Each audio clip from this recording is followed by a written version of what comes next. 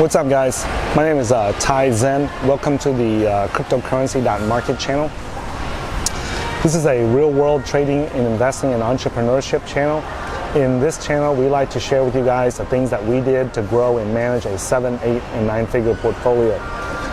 In this video, I want to share with you guys the realities of being wealthy and being rich and being millionaires. Okay, it's not what you guys think. Okay, and I'm going to share with you guys, like always, I'm going to share with you guys our experiences on this journey to becoming wealthy and becoming financially free. There's a lot of things that we didn't anticipate and we did not think. Okay, so in the beginning, when our portfolios were only on our team, when our team members all had, like, you know, under $100,000 portfolios, right? By the way, I'm broadcasting from a Starbucks in the mall, Bangkok. It's a shopping mall in the great city of Bangkok in Thailand. All right. So back when our portfolios were under $100,000, my team members and I, we would joke, and we would say, we would start picking out the colors of the Lambos that we wanted. We would start picking out the colors of the Ferraris that we wanted. We would talk about, you know, living in this country, vacationing here, vacationing there, going here, going there. And now, recently, right, we had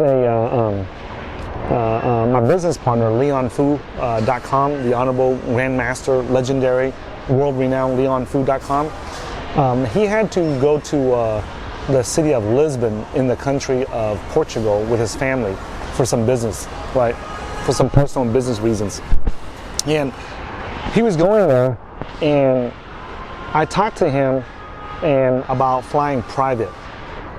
And he did some research, and he discovered that, hey, you know what? If he books a private jet, he can fly from Austin, Texas, from the city of Austin, which is located in the state of Texas, which is in the central part of the United States. He can go there and fly to Europe, to the city of Lisbon in the country of Portugal. It's right next to Spain. He can fly there, and it will cost $140,000 US for a one-way trip. So for a two-way trip to come back, it'll be another $140,000. So that's $280,000.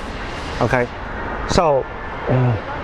And that's not including the hotel costs and the expenses of living in Portugal for a few months before coming back to the U.S. Okay, so all that cost, I'm going to round it off to $300,000 just so that the math is easy.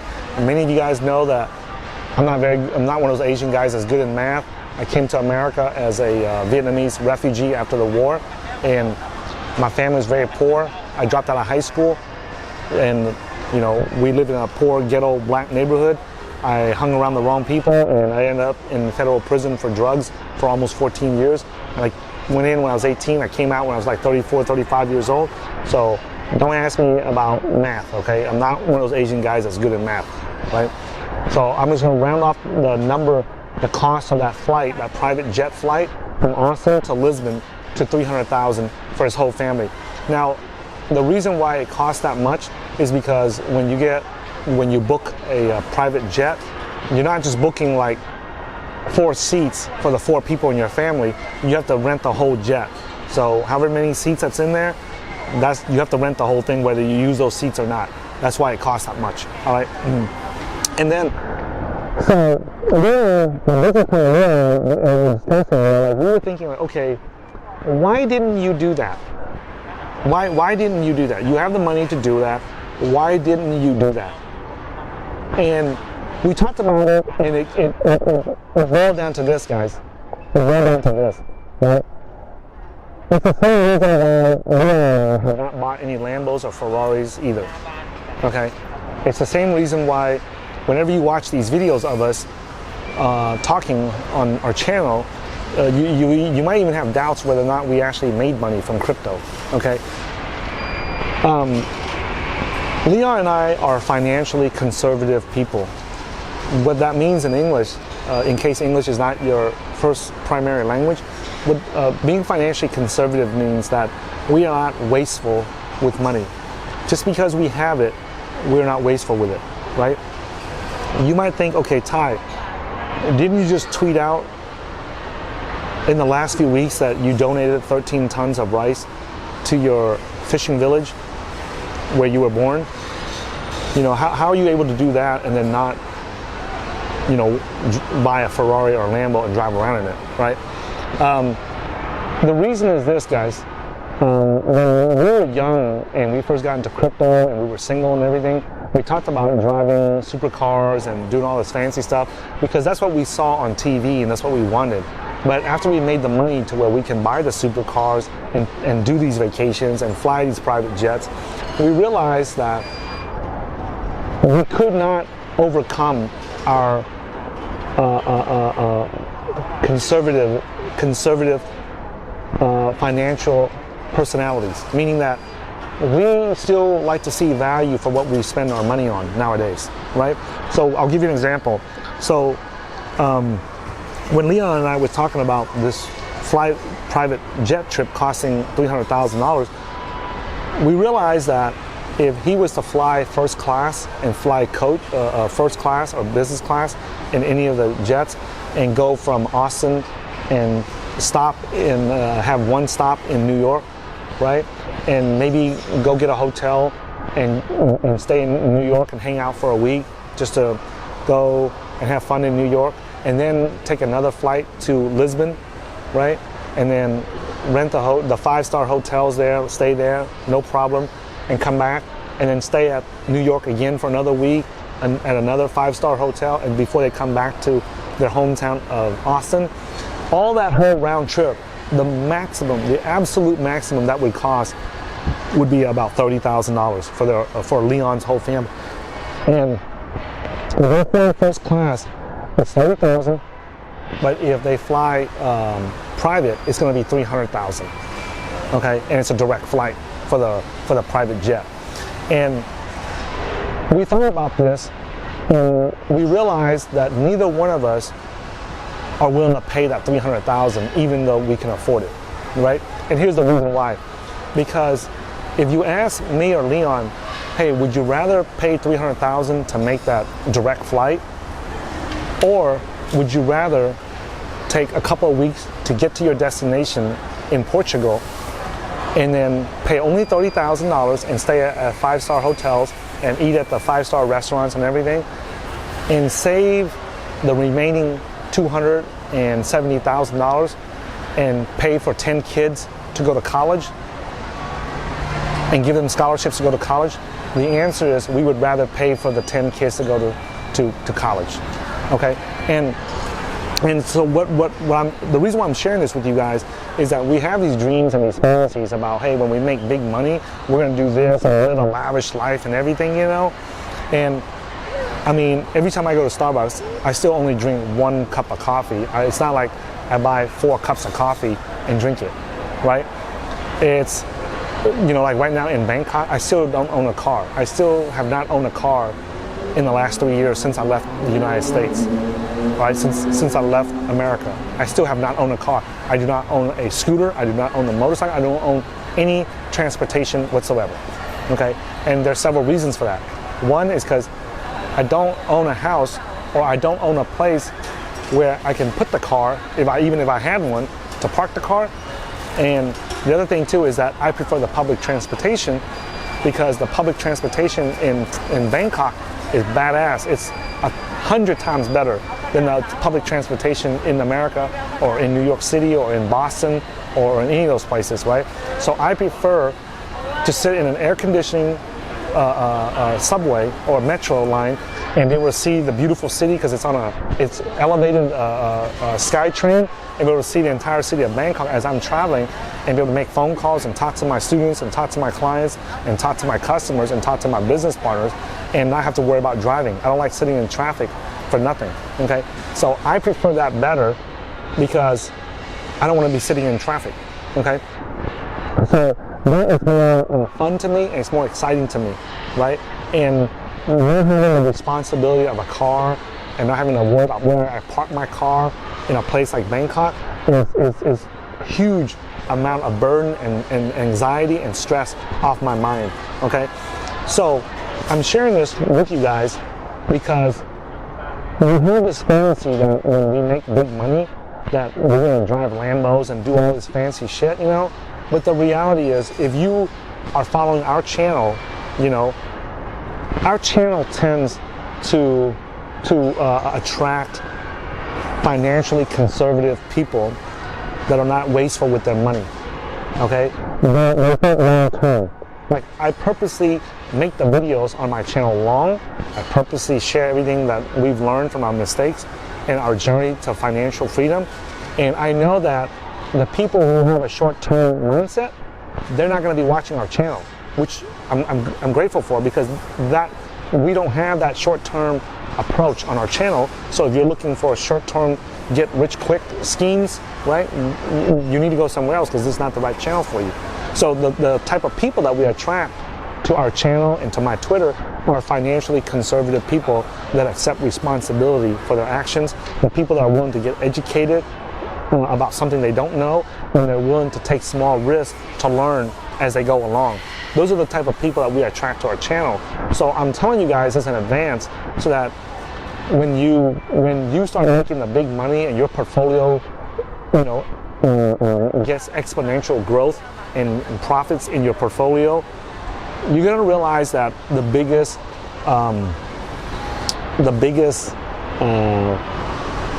advantage that you have having all that money is peace of mind. Knowing that you don't have to worry about going to get a job, knowing that during the COVID pandemic when everything is locked down, your mind is at peace because you have enough money to take care of yourself and your family, right? We have, right now, let me see, 1, 2, 3, 4. We have about, it's gotta be at least 6 Deca millionaires that we produce. And they can easily buy a Lambo or a Ferrari and buy multiples of them with any color they want. And what's interesting is that none of our students have even upgraded the car that they drive. And this is after making $10 million already, okay? They haven't even upgraded their cars. They still drive the same car. Matter of fact, when I talk to my Deca Millionaire students, they look exactly the same. Matter of fact, if you were to meet them on the streets, you would never even know that they are millionaires, much less a Deca millionaire. If you look at our students that have $20 million, right, and double Deca millionaire, those guys, they look like regular people. They're just no shorts, no t-shirt, no sandals.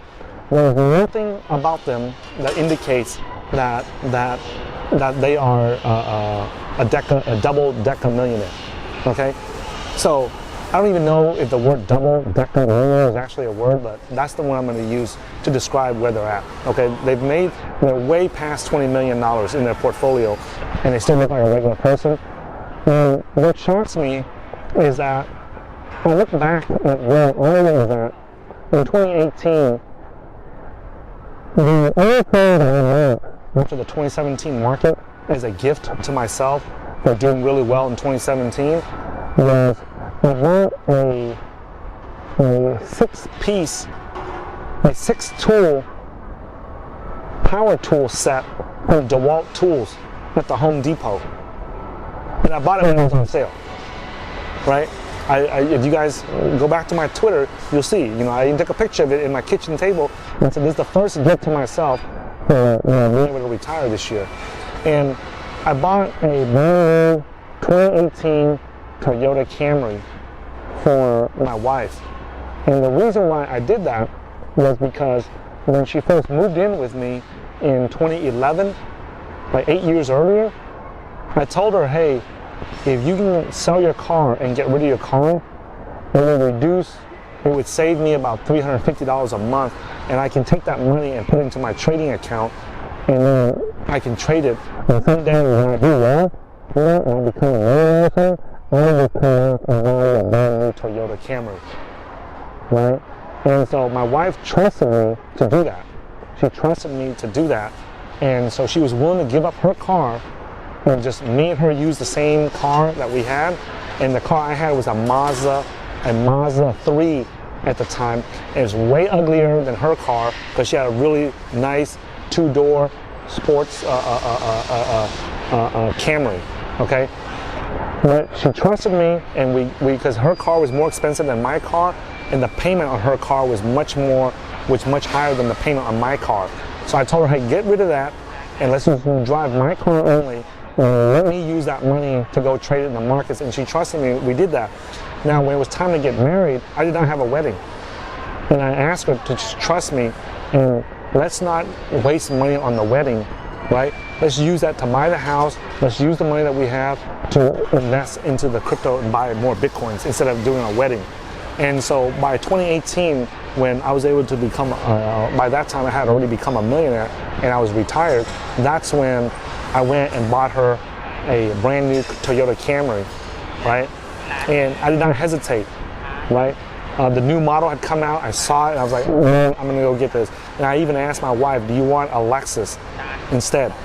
And I told her, I'll buy you either one. But I told you, one of these days, I'm gonna get you your Camry back. And so I did. And the only reason why we settled for a white Camry was because we went into and sat inside a Lexus, and we sat inside a Toyota Camry, and it sounds stupid, but we could not tell the difference. We could not tell the difference between the two cars. Like, they were so good inside that if there was any difference, the difference was negligible to me. And my wife and I did not see the point in paying $65,000 for one car when we can use that $65,000 and buy two brand new Camrys, one for her and one for her mom. Right? Now, I asked her, I said, hey, would you rather let's buy one Lexus for you, or buy two brand new Camrys, Toyota Camrys, one for you and one for your mom. Okay? Now, one thing I told her, and one had the Camry, and we did not buy the mom the Camry, whenever we are in Bangkok, Thailand right now, so if the mom ever comes over here, if she still wants it, I'll still get it for her. But back then, right, we saw no point in getting a Lexus because we're not big car enthusiasts, right? But when you took the Honda emblem off of the Honda Accord and you put a Mercedes emblem on there and you told us that was a Mercedes, that's how little we know about cars. We just look at it and say, that's a nice car, so we're going to trust it's a Mercedes, all right? So we really don't, in other words, we don't have a big, what do you call it, affinity or knowledge of cars. And at a certain point, the cars all look nice to me because I grew up poor. So any car that works, especially if it's new, it's a nice car to me. So it doesn't really matter, okay?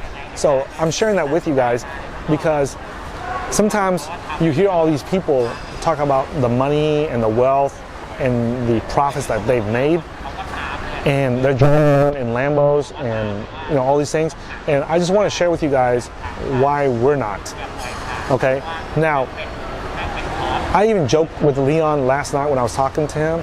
I said, hey man, you should go out there and get a red Ferrari or a red Lamborghini so that we can be the stereotypical online traders that you see, the YouTube traders that run around in Lambos and shit like that.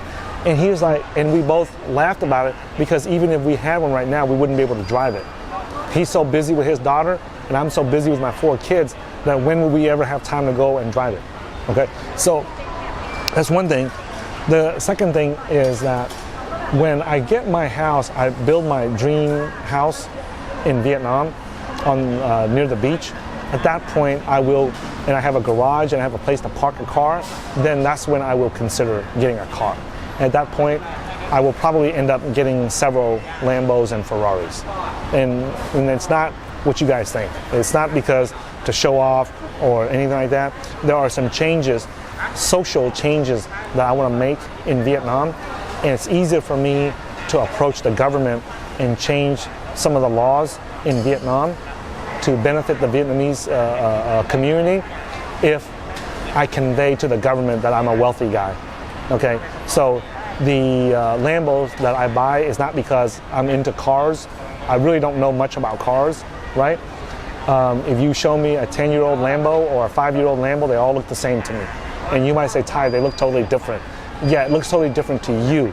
To me, they all look the same. They're all badass looking cars, okay? So it really doesn't matter to me, okay? So, and I'll give you guys an example. So one of my goals is I really enjoy private planes in America, and I really like the idea that people can own private planes and fly around, and there are municipal airports for private civilian planes to land and park and then go where they want and then get back in the plane and fly home. I really like that idea. So one of the things I'm going to do when I go back to when the COVID lockdowns are over and I can return to Vietnam is that I want to lobby the government so that we can allow the citizens of Vietnam to have private planes and private airports so that people can and bring that technology to Vietnam and to the citizens. Okay, so that's what I'm talking about. And it's easier for me to do that if I drive a Ferrari or a Lambo to go talk to those government officials. Because in Asia, it's not like in America where if you have a good idea, they'll listen to you. In Vietnam, the way that you talk to a politician or the government, is you got to convey that you're wealthy. Like you got to show them that you are a successful business person for them to listen to you. If you're a broke ass or you're poor, they have no reason to listen to what you have to say because you haven't done anything that is useful to society that would prompt them to listen to you. So those are the things that I would use it for. I would use the Lambo as a costume or as a suit or as a prop to open the door for me so I can go in and talk to the people I need to talk to get the laws made so that they allow certain things, social changes in Vietnam. Okay, so I'm sharing this with you guys just as a thought while I'm here drinking coffee, right? Just so that you guys see that there are other traders, there are other investors out there that did hit it big, but they're not living the lifestyle that most people see online. Matter of fact, I have not heard one student of ours yet, out of the almost 30 millionaires that we produce in 2021 already. I have not heard one student yet talk about buying a supercar. I have not even heard one student mention that they're going to go buy a new car because of their new wealth. Okay, so I'm just telling you guys that there are a group of people out there in the world that make life-changing profits, and you would never know because they don't live that Lambo lifestyle that we commonly see online. All right. So thanks for watching this video, guys. I hope that my experiences and our team's experiences help you guys open your minds to see a different side of wealth, a different side of money, a different side of finances that you might not normally hear about or see online. So thanks for watching this video. Make sure that you guys follow us on Twitter at HeyTyZen. And then if you are still stuck or you're struggling to know what to do in the markets, like when to sell, when to buy, things like that, I highly recommend that you get a copy of our cryptocurrency investing blueprint. You can get that at www.cryptocurrency.market/blueprint and learn everything that we have done to get to where we're at today. Thanks for watching this video, and I'll see you guys in a future video.